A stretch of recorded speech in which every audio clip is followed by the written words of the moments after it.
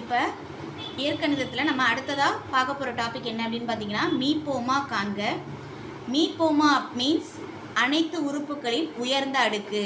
அதாவது மீப்போமா அப்படிங்கிறது என்ன அப்படின்னா, இப்போ வந்து இந்த மாதிரி ஒரு சம் கொடுத்துருப்பாங்க. அந்த சம்மில் இருக்கக்கூடிய ஒவ்வொரு இந்த எக்ஸ் ஒய் இசட் அப்படிங்கிறத வந்து அவங்க என்னவா மென்ஷன் பண்ணியிருப்பாங்க அப்படின்னு பார்த்தீங்கன்னா உறுப்பு அப்படிங்கிற மாதிரி மென்ஷன் பண்ணியிருப்பாங்க. அந்த உறுப்புகளுக்கு உள்ள அடுக்குகள் மீன்ஸ் பவர்.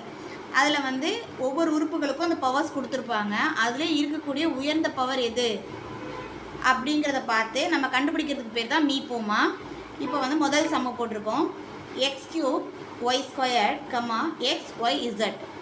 இப்போ இதை எப்படி சால்வ் பண்ணுறதுன்னு பார்ப்போம். X cube y squared comma x y z. இதில் இருக்கிறதுலே உயர்ந்த அடுக்கு பாருங்களேன். இதில் எக்ஸ்க்கு 1 இருக்குது, ஒய்க்கு 1 இருக்குது, இசட்க்கு 1 இருக்குது. இங்கே பார்த்தீங்கன்னா ஒய்க்கு ஒய் ஸ்கொயர்டு, அதாவது பவர் 2 இருக்குது, எக்ஸ் கியூபுக்கு 3 இருக்குது. இப்போ பார்த்தீங்கன்னா எக்ஸோட பவர் இருக்கிறதுல என்னது எக்ஸ் கியூப் தான் அதிகம், அதை நம்ம எடுத்து எழுதியாச்சு. ஒய்யோட பவரில் பார்த்தீங்கன்னா ஒய் ஸ்கொயர்டு தான் இருக்கிறதுலே அதிகம், அதையும் எடுத்து எழுதியாச்சு. இசட்க்கு எந்த இதுவுமே கொடுக்கல, அதனால் இசட்டை அப்படியே எடுத்து எழுதிக்க வேண்டியதான்.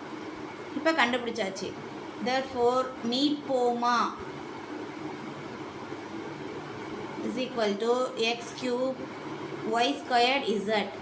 இதான் வந்து இதோட மீப்போமா. இப்போ ஆன்சரில் பார்ப்போம், x cube y squared z. Answer C தான் வந்து கரெக்டு. அடுத்ததாக பார்த்தீங்கன்னா நம்ம அடுத்த சம் பார்க்க போகிறோம். a square b c b square c a c square a b அப்படின்னு அடுத்த சம் கொடுத்துருக்காங்க. இப்போ இந்த சம்மில் பார்த்தீங்க அப்படின்னு பார்த்தீங்கன்னா அதே மாதிரி தான் என்னென்ன உறுப்புகள் கொடுத்துருக்காங்க பார்த்தீங்கன்னா ஏ பி சி இப்படி 3 உறுப்புகள் கொடுத்துருக்காங்க. இந்த 3 உறுப்புகளுக்கும் உயர்ந்த அடுக்கு எது அப்படிங்கிறத நம்ம கண்டுபிடிக்க போகிறோம்.